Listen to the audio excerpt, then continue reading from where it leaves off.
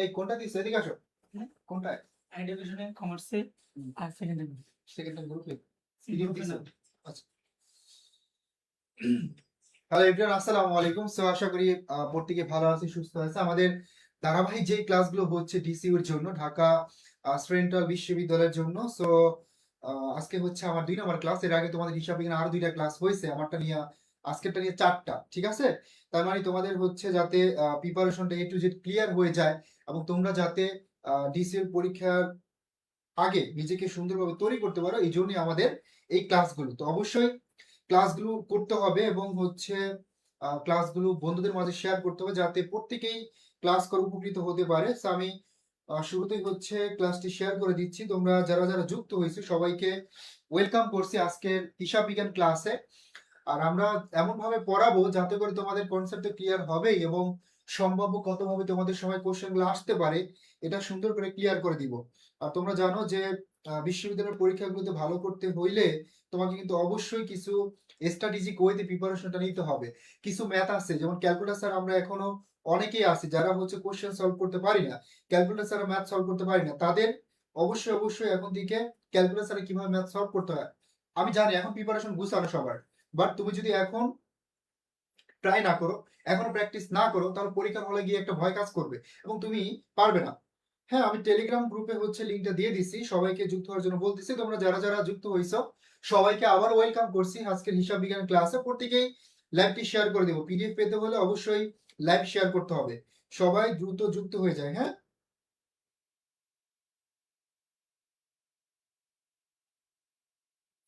ওকে, আমি দিয়ে দিলাম।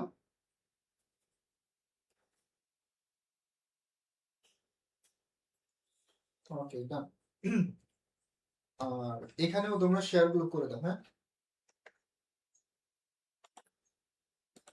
আচ্ছা, আমি গ্রুপ গুলোতে দিয়ে দিচ্ছি। তুমি কোনটা কোনটা শেয়ার করছো? আমি শেয়ার করি না, কোনটা? খালি ক্রস করি অফিসিয়াল গ্রুপে করো না? না, হয় না, ইয়ে হয় না। তারেক বলে বলতেছে তারা সবাই দ্রুত যুক্ত হয়ে যায়। একটা না ক্লাস করতেছো বুঝতে পারছি, বাট যুক্ত হয়ে যাও। হ্যাঁ, একটু মনোযোগ দাও।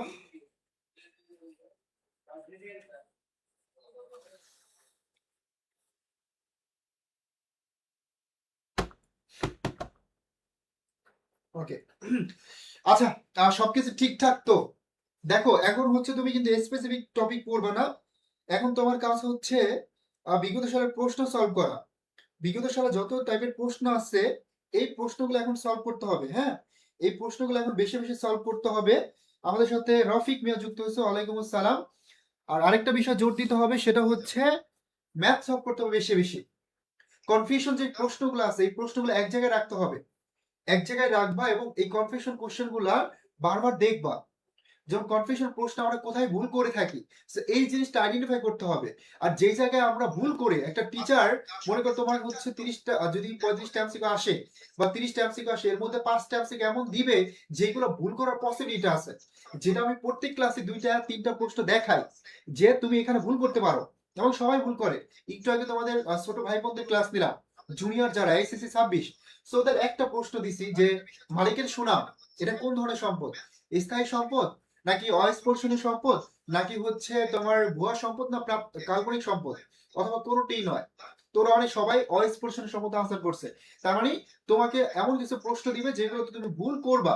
সো ওই জিনিসগুলো হচ্ছে এখন থেকে আইডেন্টিফাই করতে হবে, এক জায়গায় নোট করতে হবে যাতে ভুল না হয়। ঠিক আছে? সো আমরা একদম বেসিক থেকেই পড়াবো, সম্ভাব্য কত টাইপের প্রশ্ন আসতে পারে এ টু জেড তোমাদের ক্লিয়ার করে দিব ইনশাআল্লাহ। এবং আমাদের ক্লাসগুলো করলে তুমি কিন্তু একদম এ টু জেড বেসিক ক্লিয়ার করে ফেলতে পারবে এবং শেষ সময় সেরা একটি প্রস্তুতি নিতে পারবে। আমি সরাসরি ক্লাসে চলে যাচ্ছি।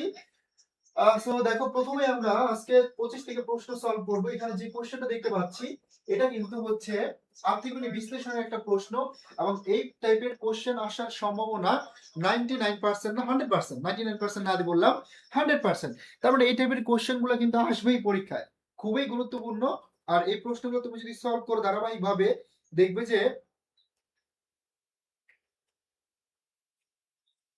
যে তোমরা অবশ্যই অবশ্যই কিন্তু এখান থেকে ফুল মার্ক এনশিওর করতে পারবা। ঠিক আছে? তাহলে ভাইয়া, শাপলা কোম্পানির নিট চলতি মূলধন 1,80,000 টাকা, তো নিট চলতি মূলধন আছে 1,80,000 টাকা। এই যে দেখো চলতি মূলধন, নিট চলতি মূলধনের আরেকটা নাম কি? আরেকটা নাম হচ্ছে কি, এটা জানতে হবে, কার্যকরী মূলধন।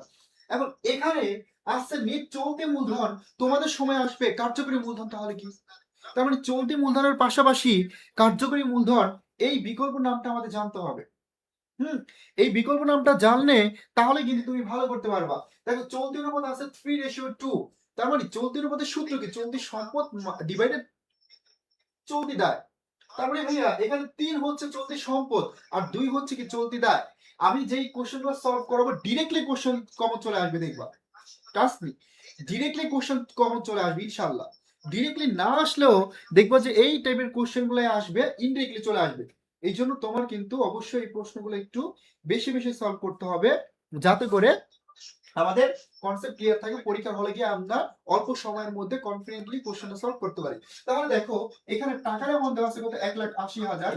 এই 1,80,000 আর এখানে চলতি অনুপাত মানে 3:2। তাহলে এখানে চলতি সম্পদ কত? 3। আর দায় কত? দায় আমরা জানি চলতি সম্পদ থেকে, যেমন চলতি সম্পদ থেকে চলতি দায় বাদ দিলে, হ্যাঁ, তাহলে কি পাবো? চলতি সম্পদ থেকে চলতি দায় বাদ দিলে আমরা কার্যকরী মূলধন পাবো। তো কার্যকরী মূলধন বা চলতি মূলধন টাকায় দেওয়া আছে 1,80,000, টাকায় দেওয়া আছে 1,80,000। এবার আমরা অনুপাত বের করলাম, তাহলে দেখো 1 হয়, 1 দ্বারা ভাগ করলে 1,80,000 হয়। এখন কি চাইছে দেখো প্রশ্নে? প্রশ্ন চাইছে চলতি সম্পদের পরিমাণ কত। কি চাইছে? কোশ্চেনে চাইছে যে চলতি সম্পদের পরিমাণ কত, এটা চাইছে। তারপরে চলতি সম্পদ যেহেতু চাইছে, চলতি সম্পদ বের করতে হলে আমার দেখতে হবে চলতি সম্পদ কত আছে? 3 আছে। আর চলতি দায় কত আছে? 2 আছে। তাহলে এবার চাইছে যে চলতি সম্পদ কত। তোমাদের সময় আবার চাইতে পারে যে চলতি দায়ের পরিমাণ কত। ঠিক আছে, তারপরে চলতি সম্পদ যেহেতু চাইছে এটাকে 3 দ্বারা গুণ করো, তাহলে 3 আর 8 কত? 54। তারপরে 5,40,000 টাকা। এই 5,40,000 টাকা তাহলে তোমার এখানে কি, এখানে হচ্ছে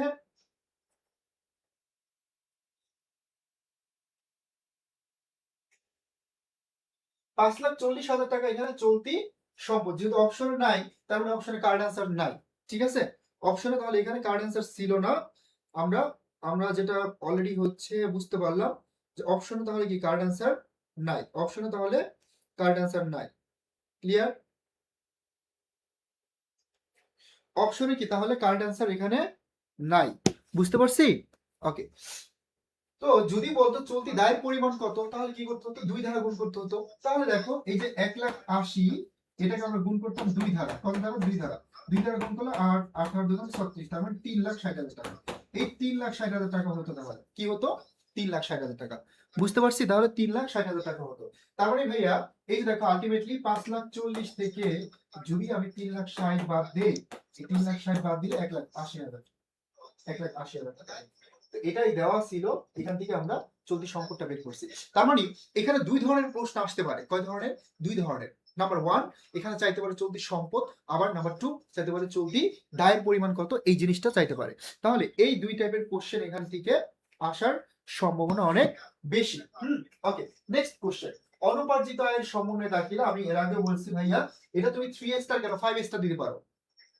এটাই তুমি 5 স্টার দিতে পারো, কারণ এটা থেকে প্রশ্ন আসবে।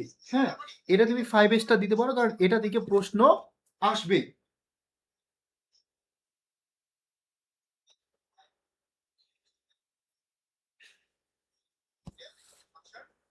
তাহলে অনুপার্জিত আয়ের সমন্বয় দাখিলা কি? এই কোশ্চেনটা মাস্ট আসবে।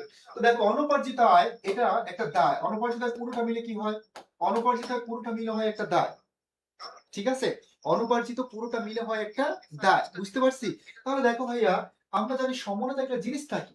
সমন্বয় দাখিলা হচ্ছে এক্সাক্ট হিসাব কালে তোমার কতটুকু আয় হয়েছে, হিসাব কালে কতটুকু ব্যয় হয়েছে। ঠিক আছে, এই জিনিসটা দেখানোর নামই সমন্বয় দাখিলা। তাহলে আমরা কি বুঝতে পারলাম? যে আমরা অগ্রিমও রাখতে পারবো না, আমরা বকেয়াও রাখতে পারবো না। ঠিক আছে, আমরা অগ্রিমও রাখতে পারবো না, আমরা বকেয়াও রাখতে পারবো না। হিসাবকালে এক্স্যাক্টলি আমার কতটুকু আয় হয়েছে, হিসাবকালে এক্স্যাক্টলি আমার কতটুকু ব্যয় হয়েছে, এটা দেখানোর নামই হচ্ছে সমন্বয় দাখিলা। তার মানে ভাইয়া এখানে আমার দেখো পুরোটা হচ্ছে একটা দায়। এটা যদি করি তাহলে আমার আয় বৃদ্ধি পাবে, সমন্বয় করলে আমার আয় বৃদ্ধি পাবে এবং দায়টা হ্রাস পাবে। আমি শর্টকাটে বুঝাই দিলাম, হ্যাঁ, দায়টা হ্রাস পাবে। কিন্তু দেখো যদি এমন হয়, যদি বলতো যে অনুপার্জিত আয়ের সমন্বয় দাখিলা না করা হলে কি হবে, আমরা কি তখন পারতাম? যদি বলতো যে অনুপার্জিত আয়ের সমন্বয় দাখিলা না করা হলে কি হবে, সো তখন কি করতে হবে? অনুপার্জিত আয়ের সমন্বয় দাখিলা না করা হলে, যদি না করা হয় অনুপার্জিত আয়ের সমানুপাতিক তখন বিপরীত হবে, তখন দায়টা বৃদ্ধি পেয়ে যাবে উল্টা, আর আয়টা তখন হ্রাস পেয়ে যাবে। দ্যাটস এতটুকু। So clear? সো সবাই বুঝতে পারছেন পুরো? সো এই জিনিসগুলো আমাদেরকে জানতে হবে, বুঝতে হবে ভালো করে, তাহলে ইনশাআল্লাহ আমাদের কনসেপ্টটা A to Z ক্লিয়ার হয়ে যাবে। আর আমি যেটা বললাম, এটা শুধু 3 স্টার না, এটা তুমি 5 স্টার দিতে পারো, এটা তুমি হচ্ছে 5 স্টার দিতে পারো, 5 স্টার দিতে পারো, কারণ এটা থেকে প্রশ্ন আসবে এবং এটা ডিরেক্টলি আসবে, এটা ডিরেক্টলি চলে আসবে। ঠিক আছে, এই প্রশ্নটা দেখবা একদম ডিরেক্টলি চলে আসছে। তাহলে আমি দেখো একদম যেখান থেকে প্রশ্নটা আসবে আর যেই জায়গাটা আমরা ভুল করব ওইটাই আমরা ক্লিয়ার করলাম। ঠিক আছে, ওয়ালাইকুম আসসালাম। অন্য সাউন্ড শোনা যায় স্যার, কেমন? এটা ডিরেক্টলি চলে আসবে। ঠিক আছে, সো এখানে তো আমার সাউন্ডেই হচ্ছে শোনা যাচ্ছে এবং বাইরেও কোনো নয়েজ নাই, আর এখানে যে মাইক্রোফোন এটা বাইরের সাউন্ড আসবে না। ঠিক আছে, যাই হোক সাউন্ডটা একটু অন্যরকম মনে হচ্ছে, কিন্তু বুঝতে প্রবলেম হচ্ছে না, এটা আমি শিওর। ঠিক আছে, তাহলে যেটা বললাম যে তোমাদের ভাইয়াপুরা আবার বলতেছি, এই অনুপার্জিত আয়ের টার্মটা আর হচ্ছে বকেয়াটা, এই টার্ম দুইটা থেকে কোশ্চেন আসার সম্ভাবনা অনেক বেশি। তার মানে এটা 3 স্টার না, তুমি 5 স্টার দাও, আমি বলতেছি এটা আসবে ডিরেক্টলি। দেখবা যে ডিসইউ তে এই কোশ্চেনটা চলে আসে, 100% শিওর থাকো। এটা ডিসইউ তো না, যে কোনো বিশ্ববিদ্যালয়ে ভর্তি পরীক্ষা এটা আসবে। ওকে, তারপর দেখো কোনটি বিলম্বিত মুনাফা জাতীয় খরচ। তো বিলম্বিত মুনাফা জাতীয় খরচ এই টার্মটা আমরা অনেকবার ক্লিয়ার করছি। তার মানে বিলম্বিত মুনাফা জাতীয় ব্যয় নামক বর্তমান সময়ে, আধুনিক সময়ে বা আধুনিক কালে বিলম্বিত মুনাফা জাতীয় ব্যয় নামক কোনো টার্ম নাই। বুঝতে পারছি, বাট এটা সনাতন পদ্ধতিতে ছিল। যেহেতু সনাতন পদ্ধতিতে ছিল, তার মানে পরীক্ষা কিন্তু প্রশ্ন আসবে। হ্যাঁ, সেটা কি তাহলে ভাইয়া? আমরা বারবার বলতেছি যে এই বিলম্বিত মুনাফা জাতীয় ব্যয় হচ্ছে এমন একটি মুনাফা জাতীয় ব্যয়, বিলম্বিত মুনাফা জাতীয় ব্যয় হচ্ছে এক ধরনের মুনাফা জাতীয় ব্যয়, বাট এটার মেয়াদকাল বা আয়ুষ্কাল কি করবে? একাধিক বছরে গিয়ে পরিশোধিত হবে, একাধিক বছরে গিয়ে বলবৎ থাকবে। তার মানে এটা একটা মুনাফা জাতীয় ব্যয়, মেয়াদকালটা একাধিক বছরে গিয়ে প্রভাবিত হবে। তাহলে যত ব্যয় আছে পৃথিবীতে, তার মানে মনে করো ভাড়া, বেতন, মজুরি, যত ব্যয় আছে সকল ব্যয় যদি অগ্রিম দিয়ে থাকে, তাহলে সেটা হয়ে যাবে বিলম্বিত মুনাফা জাতীয় ব্যয়। তার মানে তোমার কাজ হচ্ছে প্রথমে বেসিকটা ক্লিয়ার করা, বেসিকটা ভালো করে বুঝা, দেন এক্সাম্পল গুলো মনে রাখবা। প্রথমে যদি বেসিকটা ক্লিয়ার থাকে, তাহলে এক্সাম্পল গুলো সহজে মাথায় সেভ হয়ে যাবে, তাই না? যেমন ধরো বড় ধরনের বিজ্ঞাপন, প্রাথমিক খরচাবলী, হ্যাঁ, একাধিক বছরের বিজ্ঞাপন, গবেষণা ব্যয়, কারখানা স্থানান্তর ব্যয়, প্রত্যেকটা বিলম্বিত মুনাফা জাতীয় ব্যয়। ঠিক আছে, শেয়ার বার্তা ব্যবহার, ঋণপত্রের বার্তা, অবলোকিতের কমিশন, প্রত্যেকটা এক্সাম্পল মনে রাখবা ডেফিনেশনটার সাথে সাথে, তাহলেই হবে। ঠিক আছে, তাহলেই হবে ইনশাআল্লাহ। তাহলে এ টু জেড ক্লিয়ার হয়ে যাবে। ওকে, তো এটা আমরা খুব ইম্পর্টেন্ট। আমরা বলতেছি বিলম্বিত মুনাফা জাতীয় ব্যয়, তারপর হচ্ছে অয়েস পোর্শনের সম্পদ, প্রাথমিক কাল্পনিক সম্পদ ও বয়স সম্পদ, এইগুলা। তো এখানে দেখো দুইটা আছে, প্রাথমিক খরচ আছে, অগ্রিম ভাড়া আছে। দুইটা থাকে প্রাথমিক খরচ, এটাকে কার্ড হিসাবে নিবে। অনেক সময় অনেক সময় তোমরা দেখবে যে একটা কোশ্চেনে দুইটা কারেক্ট অ্যান্সার, দুইটা অপশনে তোমার কাছে কারেক্ট মনে হচ্ছে এবং কারেক্টও, তখন কি করতে হবে? এমন কোশ্চেন প্রতিযোগিতামূলক পরীক্ষা অনেক আসছে প্রিভিয়াস ইয়ারে। তো তখন যেটা করতে হবে, তখন তোমার খুঁজে দেখতে হবে যে ক্লোজ আনসার কোনটা, দুইটার মধ্যে কম্পেয়ার করে দেখতে হবে ক্লোজ আনসার কোনটা, যে which one will be the most close answer. So ওই ক্লোজ আনসারটাকে আনসার হিসাবে নিতে হবে। যেমন এর আগে আমি বলছি যে হিসাব চক্রের ঐচ্ছিক ধাপ হচ্ছে দুইটা।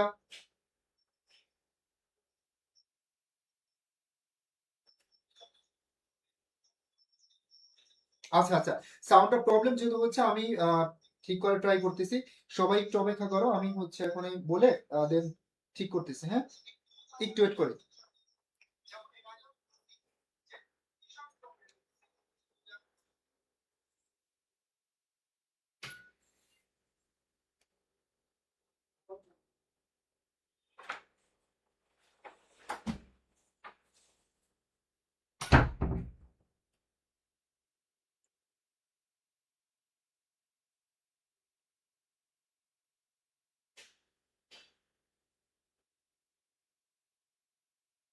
একটু ওয়েট করে সবাই কোশ্চেন আনসার করার ট্রাই করো।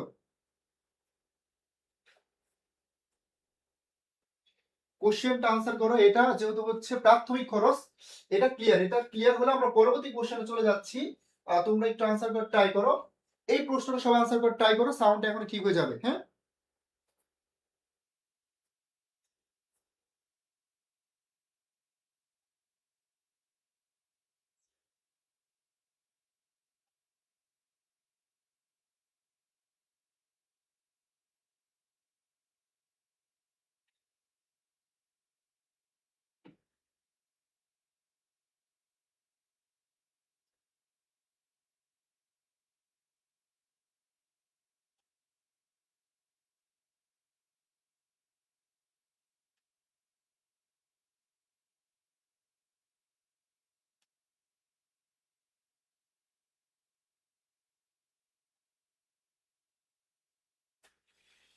ওকে, সো আমি বললাম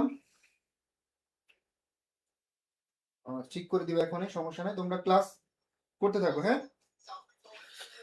সাউন্ডটা যেহেতু হচ্ছে, আমরা এই কোশ্চেনটা সলভ করতে থাকবি। হ্যাঁ, এই কোশ্চেনটা সবাই একটু ট্রাই করো করতে, এখনই ঠিক হয়ে যাবে সাউন্ড, আমি বলছি। হ্যাঁ, চলে আসবে, ঠিক করে দিব, প্রবলেম নেই। জাস্ট এই প্রশ্নটা একটু মনোযোগ দিয়ে সবাই একটু বোঝার ট্রাই করো। এখানে ধরো আমরা এর আগে কয়টা, 4টা প্রশ্ন সলভ করলাম, মানে প্রত্যেকটা প্রশ্ন ইম্পর্টেন্ট, এবং দেখবা ডিরেক্টলি কোশ্চেন চলে আসবে, এগুলো কমন, ডিরেক্টলি কোশ্চেন এইগুলো কমন চলে আসবে ডিসিউতে। এবং এখানে আমরা হচ্ছে দেখবা যে অল্টারনেটিভ হিসাবে কিন্তু দেখাই দিচ্ছি যে এটা এইভাবে আসছে, এবং এটা আরো কতভাবে আসতে পারে, প্রত্যেকটা নিয়ম শিখাই দিচ্ছি তোমাদেরকে। সাউন্ডটা ভালো রিপিট হচ্ছে, হ্যাঁ একদম প্রচুর রিপিট হচ্ছে। ওকে, তার মানে এটাও দেখো, এটা খুব ইম্পর্টেন্ট, পূর্ণপ্রকাশ নীতি, মানে নীতিমালা থেকে একটা প্রশ্ন আসবেই, এটা নিয়ে কোনো সন্দেহ নেই, মানে নীতিমালা থেকে প্রশ্ন কমন থাকবেই থাকবে। Yeah, right. ও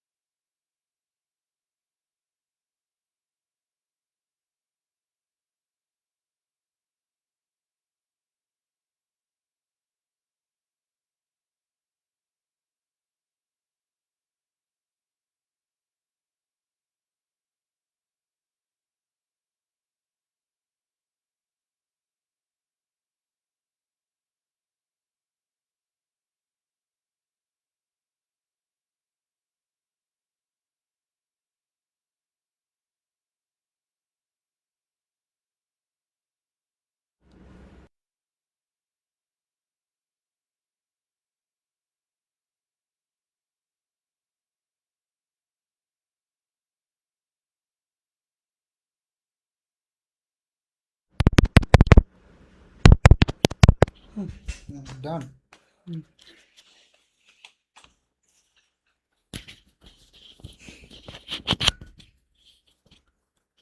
hello hello hello hello, so এখন হয়তো বা ক্লিয়ার।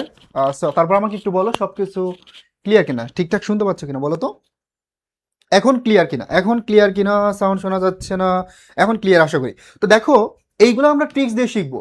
মনে করো আমাদের অনেক সময় মনে থাকে না যে পূর্ণপ্রকাশ নীতির অধীনে কি কি টার্ম আসে, হ্যাঁ তারপর চলমান প্রতিষ্ঠান ধারণ অনুসারে কি কি আসে, এগুলো আমাদের মনে থাকে না। তো এই যে এগুলো আমরা মনে রাখবো, যেমন ধরো ব্যাংক সমন্বয়ের মাধ্যমে সম্ভাব্য টিকা প্রদান, তাহলে ব্যাংক সমন্বয় বিবরণী নাম্বার 1, ব্যাংক সমন্বয় বিবরণী, তারপরে সম্ভাব্য সম্পদ বা দায়িত্ব আর্থিক অবস্থার বিবৃতি দেখানো হয় না, এবং প্রয়োজনীয় নোট বা টিকা বা ফুটনোট দেওয়া হয়, সবগুলো পূর্ণপ্রকাশ নীতি অনুসারে। আর সর্বশেষ একটা আছে অপচয় বর্ণনা করা হয়, এটাও পূর্ণপ্রকাশ নীতি অনুসারে। ঠিক আছে, তার মানে ভাইয়া এইভাবে তুমি যদি ছোট গল্প দিয়ে ট্রিক্স দিয়ে শিখতে পারো, তাহলে কিন্তু এগুলোতে আর ভুল হবে, কখনোই ভুল হবে না, এইগুলোতে কিন্তু তখন আর কোনো ভুল হবে না। ঠিক আছে, এইগুলোতে আর তখন আর কোনো ভুল হবে না। তাহলে ব্যাংক সমন্বয় বিবরণী নাম্বার 1, ব্যাংক সমন্বয় বিবরণী, তারপরে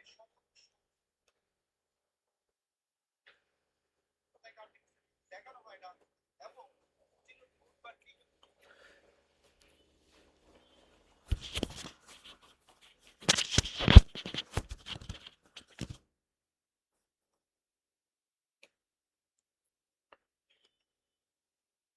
এখন কি ঠিকঠাক, তোমাদের কি প্রবলেম হচ্ছে বলো তো একটু,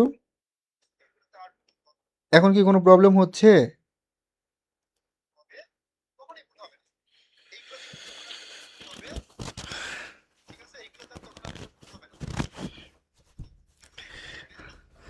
আচ্ছা, তোমাকে এই এই ধরনের বিষয় কে ইনফর্ম করছে? যাই হোক, সো এখন এটা নিয়ে কথা বলবো না, এমনিতে হচ্ছে সাউন্ড প্রবলেম হয়েছে, সো এখন আবার এই বিষয়টা নিয়ে যদি আমি কথা বলতে যাই, হ্যাঁ, রাধিকা আহমেদ, তাহলে হয়তো আরও কিছুক্ষণ টাইম আমাদের ওয়েস্ট হবে। তবে যা শুনছো ভুল শুনছো, হ্যাঁ। ওকে, তার মানে ভাইয়া আর্থিক বিবরণীতে সংযুক্ত টিকা যে তথ্য প্রদর্শন করা হয় পূর্ণ প্রকাশ নীতি অনুসারে, তারপরে ব্যাংক সমন্বয় বিবরণী তৈরি করে পূর্ণ প্রকাশ নীতি অনুসারে, তারপর বাকি যে টার্মগুলো আছে সম্ভাব্য সম্পদ ও দায়িত্ব আর্থিক অবস্থা দেখানো হয় না, সবগুলোই পূর্ণ প্রকাশ নীতি অনুসারে। Got it? সো আশা করি পড়তে গিয়ে বুঝতে পারছি। আমরা চলে যাচ্ছি পরবর্তী কোশ্চেনে। অন্য সব কিছু অপরিবর্তিত থাকলে, এটা একটু পরে শেখাবো, কারণ এটা করতে গেলে তোমাদের একটু প্রবলেম হতে পারে। এবার আমরা দেখাবো 30 নাম্বার বড় একটা প্রশ্ন। এই কোশ্চেন দেখলেই আমাদের ভিতরে একটা ভয় লাগে যে ভাই এই টাইপের প্রশ্ন আমি সলভ করব না। ঠিক আছে, পরীক্ষার হলে যদি এই টাইপের বড় ম্যাথ দেখো, তুমি কিন্তু নিশ্চিত স্কিপ করবা। ওকে, বাট আমি যদি এই কোশ্চেনটা তোমাকে সলভ করে দেই, তখন তুমি ভাববো যে না, বড় প্রশ্ন থাকলে সেটা আমি আগে গিয়ে আনসার করব। যদিও এই প্রশ্নটা একটু কঠিন, কিন্তু ম্যাক্সিমাম বড় প্রশ্নের আগে পাবলিক বিশ্ববিদ্যালয়ে যেই বিশ্ববিদ্যালয়ে আসছে দেখবা বড় প্রশ্নগুলো কম সময় আনসার করা যায়, অল্প সময় আনসার করা যায়। যখন তোমার 8 line 9 line 5 line 6 line question থাকবে, তোমার প্রথম কাজ হলো শেষের অংশটুকু পড়া। যেমন মনে করো, তবে কোম্পানির শেয়ার প্রতি আয় কত টাকা হবে, এই কনসেপ্টটা ধরে ফেলবা যে কি চাইছে, কি বের করতে হবে। ঠিক আছে, তার মানে চাইছে কি যে শেয়ার প্রতি শেয়ার প্রতি আয় কত টাকা হবে এটা চাইছে। এবার আমি বের করব। প্রথমে যদি একটু দেখাই যে মনে করো প্রতিষ্ঠানের যে আয়গুলো আছে, আমরা সর্বপ্রথম যদি কোম্পানির কোনো দায় থাকে তাহলে দায়টা পরিশোধ করে দিতে হবে। কোম্পানির যদি দায় থাকে দায়টা পরিশোধ করতে হবে, এটা প্রথম কাজ। সেকেন্ড হলো অগ্রাধিকার শেয়ার মালিকরা যতটুকু পাবে তাদেরকে সেটা দিয়ে দিতে হবে। অগ্রাধিকার শেয়ার মালিকরা যতটুকু পাবে তাদেরকে সেটা দিয়ে দিতে হবে। এবং সর্বশেষ হচ্ছে সাধারণ শেয়ার হোল্ডাররা পাবে। তাহলে দেখো কোম্পানির এখানে লেখা আছে কর পূর্ববর্তী মুনাফার পরিমাণ 7 লক্ষ টাকা। তাহলে কোম্পানি 7 লক্ষ টাকা কর পূর্ববর্তী মুনাফা কত টাকা? 7 লক্ষ টাকা, এটা কর পূর্ববর্তী মুনাফা। কর পূর্ববর্তী মুনাফার পরিমাণ 7 লক্ষ টাকা। আয়কর আছে কত? 2,10,000 দেখানো হয়েছে। কোম্পানি তার অগ্রাধিকার শেয়ারের উপর 50,000 টাকা লভ্যাংশ প্রদান করছে। ডিবেঞ্চারের উপর 3 লাখ টাকা সুদ প্রদান করছে। যদি কোম্পানির সারা বছরে আহ, কত 1 লক্ষ টাকা সাধারণ শেয়ার এবং 10% অগ্রাধিকার শেয়ার হয়, তাহলে ডিবেঞ্চার থাকলে তবে কোম্পানির শেয়ার প্রতি আয় কত টাকা হবে। এখন কোম্পানির শেয়ার প্রতি বা সাধারণ শেয়ার প্রতি আয় কত টাকা, এই জিনিসটা আমরা বের করব। তো 7 লক্ষ টাকা। এখন দেখো 7 লক্ষ টাকা থেকে আমরা কি কি বাদ দিব। আমরা প্রথমে হচ্ছে লভ্যাংশ ঘোষণা করছে কত? 50,000 টাকা। তারপর ডিবেঞ্চারের উপর 30,000 টাকা সুদ প্রদান করছে।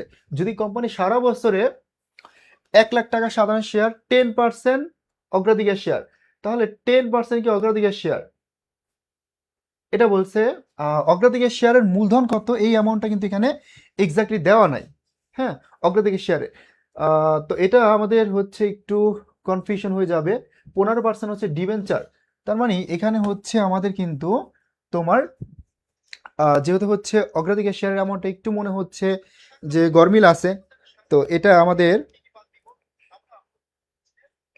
10% 10,000 টাকার অগ্রাধিকার শেয়ার লেখা আছে। সো এটা একটু প্রবলেম হবে তোমাদের সলভ করতে। তো আমরা শুরুতে হচ্ছে আয়করটা বাদ দিয়ে দেই। উত্তোলন করছে এটা বাদ দিয়ে দিব। হুম, আয়করটা বাদ দিব, হচ্ছে কত আছে, আয়করটা বাদ দিয়ে দিই আমরা 2,10,000। আয়কর বাদ দিব 2,10,000, এটা বাদ দিলাম। এবার আমরা দেখব যে হচ্ছে কি আছে। অগ্রাধিকার শেয়ারের উপর 50,000 টাকা লভ্যাংশ প্রদান করছে। ডিবেঞ্চারের উপরে 3 লাখ টাকা সুদ প্রদান করছে। তাহলে এটাও যাবে না, কোম্পানি সারা বছরে 10,000 টাকা। এই অগ্রাধিকার শেয়ারের যে অ্যামাউন্টটা আছে এই অ্যামাউন্টটা হচ্ছে তোমার বাদ দিতে হবে। তার মানে এখানে এরকম হবে, ধরো 2,10,000 আর অগ্রাধিকার শেয়ারের তো অ্যামাউন্টটা 10,000 টাকা ভুল দেওয়া আছে। ধরো একটা অ্যামাউন্ট আমরা নিয়ে নেই, মনে করো এখানে অগ্রাধিকার শেয়ারের পার্সেন্টেজ করলে মনে করো 50,000 আসছে। হ্যাঁ, ধরো 50,000 আসছে এভাবে। তো যে অ্যামাউন্টটা আসবে এটা বাদ দিতে হবে। তো 2,10,000 2,60,000, 7 লাখ থেকে যদি 2,60,000 বাদ দেই তাহলে কত আসছে? 2,60,000 বাদ দিলে আমাদের আসবে, মনে করো 3টা শূন্য শূন্য, 6 আছে 10 4 হলে, 8 থেকে 1 3 আছে 7 4 হলে, এই 4,40,000। তাহলে কত হয়েছে? 4,40,000 টাকা। এবার বলছে না কোম্পানি শেয়ার প্রতি, আমি বের করে ফেললাম অগ্রাধিকার শেয়ার মালিকরা মূলধন কত পাবে। অগ্রাধিকার শেয়ার মালিকরা মূলধন পাবে 4,40,000 টাকা। এতটুকু বের করে ফেলছি, এতটুকু আমরা ক্লিয়ার করে ফেলছি। 4,40,000 টাকা মূলধন পাবে। এবার যেহেতু বলছে শেয়ার প্রতি কত, শেয়ার প্রতি বলছে যেহেতু এই জন্য শেয়ার ধারা ভাগ করতে হবে। এখান থেকে 1 লাখ টাকা সাধারণ শেয়ার আছে, তাহলে 1 লাখ সাধারণ শেয়ার তারা ভাগ করলে দেখো 4.40, এই 4.40, তার মানে শেয়ার প্রতি সে কত টাকা করে পাবে? সাধারণ শেয়ার হলো 4.40 টাকা। সো এখানে হচ্ছে তোমার অগ্রাধিকার শেয়ার মালিকদের যে মূলধন আছে, মনে করো 5 লাখ টাকা মূলধন, এরপর 10% হারে লভ্যাংশ পাবে। তাহলে 5 লাখ টাকা 10% কত আসছে? 50,000 টাকা। That's it. কিন্তু এখানে যেহেতু হচ্ছে অ্যামাউন্টটা দেওয়া নাই, এই জন্য আমি আনুমানিক একটা অ্যামাউন্ট ধরলাম এবং ওইটার উপর বেস করে কি করলাম? বের করলাম। ঠিক আছে, তো তোমরা এভাবেই করবে। আর যদি নিট মুনাফা দেওয়া থাকে, আবার বলতেছি, যদি নিট মুনাফা দেওয়া থাকে তাহলে ভাইয়া আলাদা করে আর তোমার এইগুলো বাদ দেওয়া লাগবে না। নিট মুনাফা দেওয়া থাকলে তাহলে আলাদা করে আর কিছু বাদ দেওয়া লাগবে না। নিট মুনাফা যদি দেওয়া থাকে তাহলে আলাদা করে আর কিছু বাদ দেওয়া লাগবে না।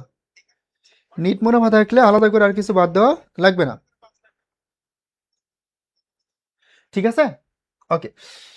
তারপরে বলছে নিচের কোনটি স্থায়ী সম্পদের সবচেয়ে ভালো বিবরণ, তার মানে স্থায়ী সম্পদের সবচেয়ে ভালো বিবরণ। ভাইয়া নর্মালি স্থায়ী সম্পদ আমরা কি করি? স্থায়ী সম্পদ আমরা ব্যবহার উদ্দেশ্য ক্রয় করি, তাই না? স্থায়ী সম্পদ আমরা কি ব্যবহার উদ্দেশ্য ক্রয় করি না? যেমন আমরা যদি কোনো স্থায়ী সম্পদ বিক্রির উদ্দেশ্যে ক্রয় করি তখন সেটা হয়ে যাবে একটা পণ্য, সেটা একটা প্রোডাক্ট। হ্যাঁ, যদি আমরা বিক্রির উদ্দেশ্যে ক্রয় করি তখন সেটা হবে একটা পণ্য। মনে করো আমি হচ্ছে কম্পিউটার ক্রয় বিক্রয়কারী প্রতিষ্ঠান, তাহলে আমার কাজ কি? কম্পিউটার কিনে নিয়ে আসবো, সেটা বিক্রি করে দিব। কম্পিউটার কিনে সেটা আমি বিক্রি করে দিব, তাই না? এটা হচ্ছে আমার কাজ। তার মানে অবশ্যই যদি আমরা ব্যবহার উদ্দেশ্যে কোনো স্থায়ী সম্পদ ক্রয় করি তখন সেটা মানে ব্যবহার উদ্দেশ্যে কোনো সম্পদ ক্রয় করি তখন সেটা আমাদের স্থায়ী সম্পদ, এবং যেটা থেকে আমরা দীর্ঘমেয়াদী সুবিধা পাবো, যেটা থেকে আমরা লং টার্ম বেনিফিটেড হব, সেটাই হচ্ছে তোমার লং টার্ম অ্যাসেট বা দীর্ঘমেয়াদী সম্পদ। তো এখানে আমরা অনেকগুলো লাইন দেখতে পাচ্ছি, তার মধ্যে দেখো স্থায়ী সম্পদের সবচেয়ে ভালো বিবরণ হচ্ছে যে স্থায়ী সম্পদের আয়ুষ্কাল দীর্ঘ হয়, আয়ুষ্কালটা মানে মেয়াদকালটা দীর্ঘ হয়, ভবিষ্যতে যার আর্থিক মূল্য হ্যাঁ থাকে, এবং যা বিশেষ করে পণ্য বিক্রয়ের উদ্দেশ্যে ক্রয় করা হয় না। তার মানে যদি পণ্য বিক্রয়ের উদ্দেশ্যে ক্রয় করা হতো, হ্যাঁ, পণ্য বিক্রির উদ্দেশ্যে যদি ক্রয় করা হতো তখন সেটা হয়ে যাইতো তোমার পণ্য। বাট পণ্য বিক্রির উদ্দেশ্যে সে ক্রয় না করে সে বিক্রির উদ্দেশ্যে কি করছে? ক্রয় করছে, তাহলে সেটা কি হবে? পণ্য হবে। বাট যদি সে ব্যবহার উদ্দেশ্যে ক্রয় করে তখন সেটা স্থায়ী সম্পদ হবে। বুঝতে পারছি? ক্লিয়ার?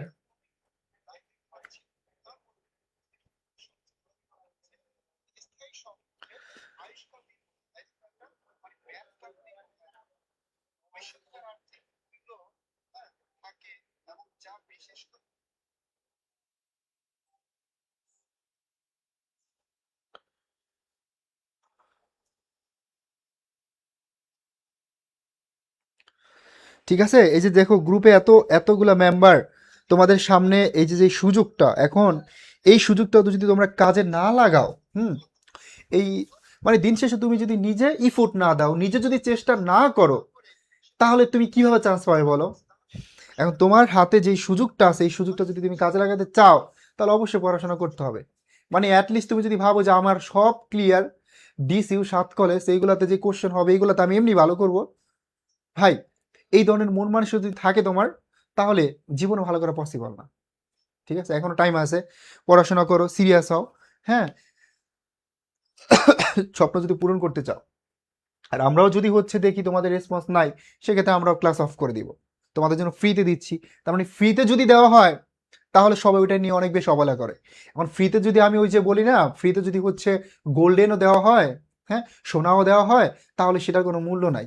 আমি যদি টাকা রাখতাম, তাহলে তুমি ঠিকই ক্লাস করতা, 100% শিওর ক্লাস করতা। আর তুমি আমার ফ্রি ক্লাস দেখো, আরেকজনের পেড ক্লাস দেখো, হাজার গুণ পার্থক্য। আমি ফ্রিতে দেখে তোমাকে কম পড়াচ্ছি না, ফ্রিতে আরো বেশি পড়াচ্ছি। ঠিক আছে, আর এটাই এডুকেশন। ওকে, তো এই ফ্রিতে দেওয়ার মানে এই না যে তুমি হচ্ছে অবহেলা করবা। যারা আছে সিরিয়াস হও, তা না হলে কিন্তু কান্নাকাটি করতে হবে, সারা সারা জীবন আফসোস করবা। ঠিক আছে, সারা জীবন আফসোস করবা। এখন এই যে এত সুন্দরভাবে তোমাদেরকে গ্রুপে গাইডলাইন প্রদান করতেছে, আমি দেখতেছি যে এই যে আমাদের যারা সিনিয়র টিচার আছে এটা তোমাদের প্রতিদিন 3-4টা করে মেসেজ দিচ্ছে, টেলিগ্রাম গ্রুপে তোমাদের সমস্যাগুলো সমাধান করে দিতেছে। হ্যাঁ, মোটিভেট করার জন্য বিভিন্নভাবে তোমাদেরকে বিভিন্ন কথা বলতেছে, কোরআনের আয়াত বলতেছে। এত সুন্দর গাইডলাইন, ক্লাসে সলভ করে দিচ্ছি, এবং বলতেছি এতটুকু তোমাকে কে ভরসা দিবে? কোশ্চেন অ্যানালাইসিস করে বলতেছি যে এই প্রশ্নটাই আসবে, 5 স্টার দাও, এই টাইপের এই কোশ্চেনটা আসবে, এটা এভাবে না আসলে এভাবে আসবে। সো ফ্রি তো এই জন্য মূল্য নেয়, ক্লাস করো সিরিয়াসলি, তা না হলে হচ্ছে ফিউচারে সারা জীবনে আফসোস করবা। ওকে, তো দেখো রূপান্তর ব্যয় বলতে কি বোঝায়, আমরা বিশেষ করে মুখ্য ব্যয় মানে প্রাইম কস্ট, রূপান্তর ব্যয়, হ্যাঁ, কারখানা ব্যয় বা উৎপাদন উপরি ব্যয়, এইগুলা, বিক্রিত পণ্যের ব্যয়, মোট ব্যয়, এই জিনিসগুলো হচ্ছে ভালো করে শিখবো। তাহলে রূপান্তর ব্যয় মানে হচ্ছে মনে করো এখানে কাঁচামালটা আসবে না, তাহলে কি আসবে? যেমন প্রত্যক্ষ শ্রমের ব্যয় আর কারখানার সকল উপরি ব্যয়। তার মানে এই যে প্রত্যক্ষ শ্রম ব্যয় এবং কারখানার সকল উপরি ব্যয়, এটা মিলে হয় তোমার রূপান্তর ব্যয়। আর প্রতিষ্ঠানের কাঁচামাল ব্যয় মানে ব্যবহৃত কাঁচামালটা, এই ব্যবহৃত কাঁচামালের সাথে তুমি যদি হচ্ছে প্রত্যক্ষ খরচগুলো যোগ করো, হ্যাঁ, প্রত্যক্ষ শ্রমটা যোগ করো, প্রত্যক্ষ মজুরিটা যোগ করো, তাহলে পাবে মুখ্য ব্যয় বা প্রাইম কস্ট। আর মুখ্য ব্যয় বা প্রাইম কস্টের সাথে যখন কারখানা উপরিব্যয় যোগ করে দিবা, মুখ্য ব্যয় বা প্রাইম কস্টের সাথে, এই মুখ্য ব্যয় বা প্রাইম কস্টের সাথে যখন তুমি উপরিব্যয়গুলো যোগ করবা তখন পেয়ে যাবে কারখানা ব্যয়। তখন কি পাবে? প্রতিষ্ঠানের কারখানা ব্যয় বা উৎপাদন ব্যয়। ঠিক আছে, তখন তুমি পেয়ে যাবে প্রতিষ্ঠানের কারখানা ব্যয় বা উৎপাদন ব্যয়। Got it? ওকে, আশা করি ক্লিয়ার।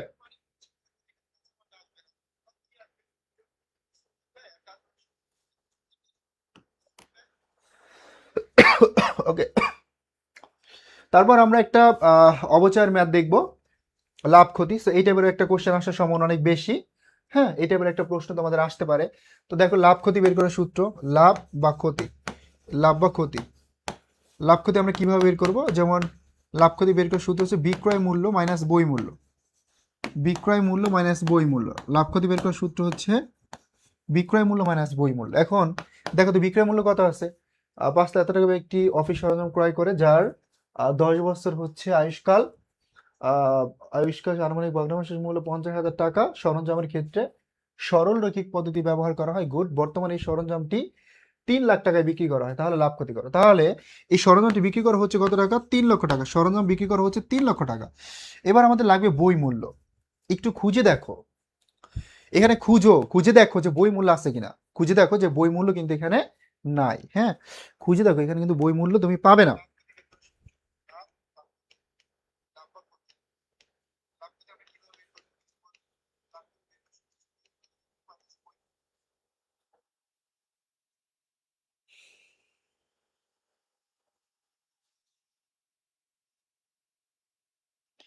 এটা দেখো, বের করো, বই মূল্যটা বের করো।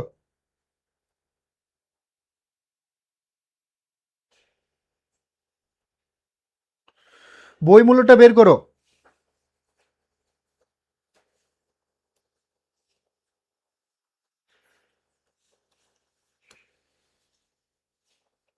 সবাই বই মূল্যটা একটু বের করি।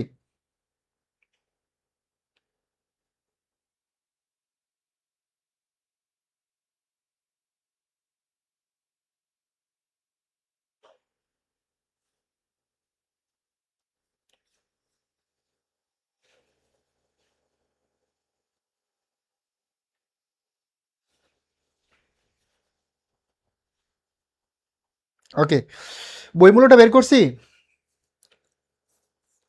তো দেখো, বই মূল্য এখানে ডিরেক্টলি দেওয়া নাই, এবং ইভেন এখানে দেখো তোমার অবচয়টাও দেওয়া নাই। তাহলে আমার শুরুতেই হচ্ছে অবচয় বের করতে হবে। তো আমি এখানে শুরুতে বই মূল্যের সূত্রটা একটু লিখে দেই, তাহলে তোমার আরো ইজি হবে। যেমন ধরো, বই মূল্য মানে কি? বই মূল্য মানে হচ্ছে ক্রয় মূল্য। এই ক্রয় মূল্য থেকে মাইনাস করবো পুঞ্জীবিত অবচয়। ক্রয় মূল্য থেকে মাইনাস করতে হবে পুঞ্জীবিত অবচয়। ক্রয় মূল্য থেকে পুঞ্জীবিত অবচয় মাইনাস করতে হবে। ঠিক আছে, এবার দেখো ক্রয় মূল্য আছে 5,50,000।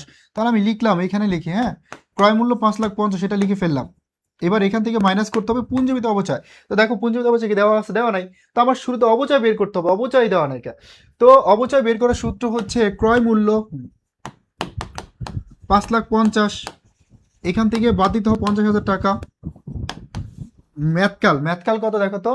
ম্যাথকাল হচ্ছে 10 বছর, এই কর্নারে দেওয়া আছে 10 বছর। তাহলে 10 দ্বারা ভাগ করো, তাহলে কত হয়? 5 লক্ষ টাকা। এই 5 লক্ষ টাকাকে 10 দ্বারা ভাগ করলে 50,000 টাকা। কত টাকা হইলো? 50।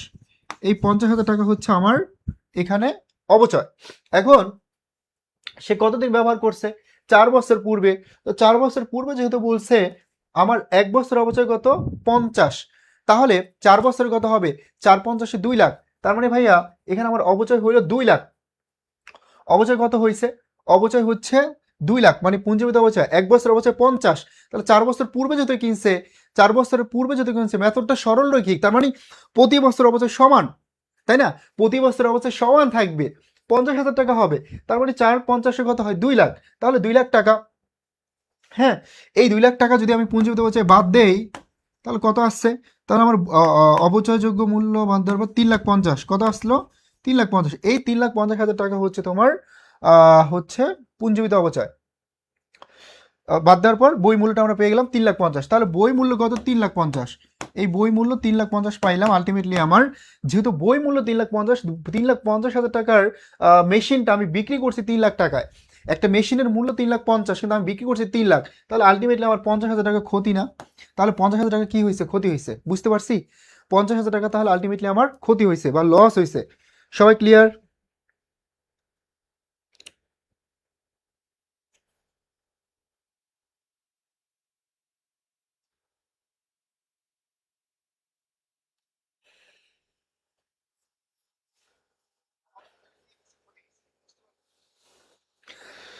ওকে, সো আরিফ আনসার করছো, ফায়েজা আনসার করছো, মাশাআল্লাহ, আলহামদুলিল্লাহ। আর বাকি যারা আছে তারা কি চেষ্টাও করবো না? শেখ ফয়সাল, কি না, হুট করে আসলে আসা বললে তো হবে না ভাইয়া। চৈতি লিমিটেডের ভুলক্রমে বকেয়া সেবায় সমন্বয় সাধন করণে আর্থিক বিবরণীতে এর ফলাফল কি হবে? এখন বকেয়া সেবায় সমন্বয় সাধন করেনি, তার মানে সমন্বয় না করলে কি হবে আর সমন্বয় করলে কি হবে, এই জিনিসগুলো দেখতে হবে।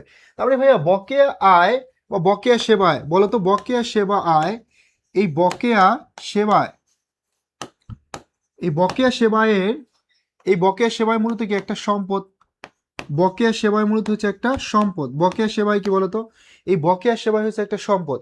তাহলে এটার যখন আমি সমন্বয়ে দাখিলা করব, তাহলে আমার কি হবে, তাহলে সম্পদ বৃদ্ধি পাবে এবং আয়ও বৃদ্ধি পাবে, সম্পদ বৃদ্ধি পাবে এবং আয়ও বৃদ্ধি পাবে, সম্পদ বৃদ্ধি পাবে এবং আয়ও বৃদ্ধি পাবে, সম্পদ বৃদ্ধি পাবে এবং আয়ও বৃদ্ধি পাবে।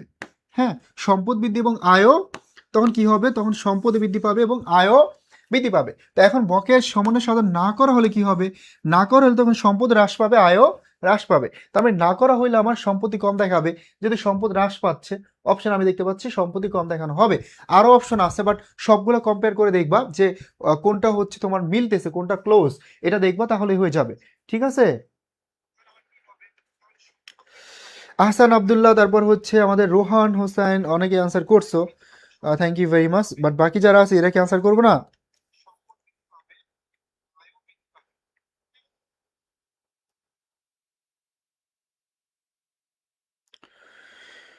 সবাই চেষ্টা করো।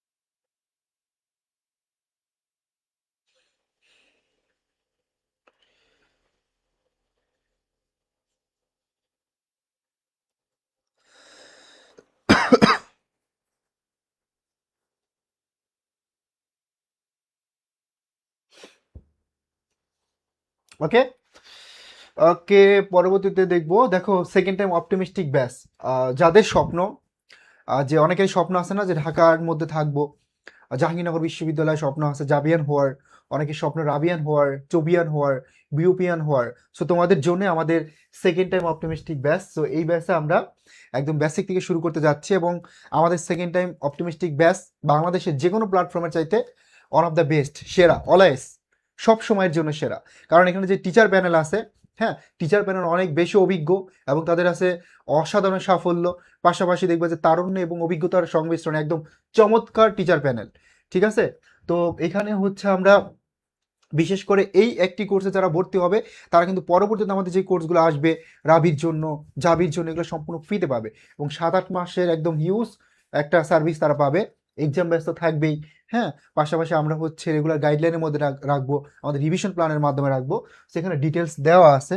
বর্তমান ফি হচ্ছে মাত্র 3,999 টাকা। সো এই সুযোগটা কিন্তু বারবার থাকবে না, সো অল্প সময়ের জন্য। ঠিক আছে, এখন ভর্তি হলে তুমি কিন্তু এই অফারটা নিতে পারবা। যদি ড্রিম থাকে, বাবা মার স্বপ্ন দেখে তোমার পাবলিকান হওয়ার, তাহলে অবশ্যই অবশ্যই এই সুযোগটি লুফে নাও। ঠিক আছে, আমাদের ক্লাস খুব শীঘ্রই শুরু হচ্ছে, আর আজকে আমরা এখানে শেষ করবো যেহেতু রেসপন্স খুবই কম। সো ইনশাল্লাহ তোমাদের সাথে আবার দেখা হবে পরবর্তীতে আরেকটি ক্লাসে। ততক্ষণ পর্যন্ত সবাই ভালো থাকি, সুস্থ থাকি, আল্লাহ হাফেজ।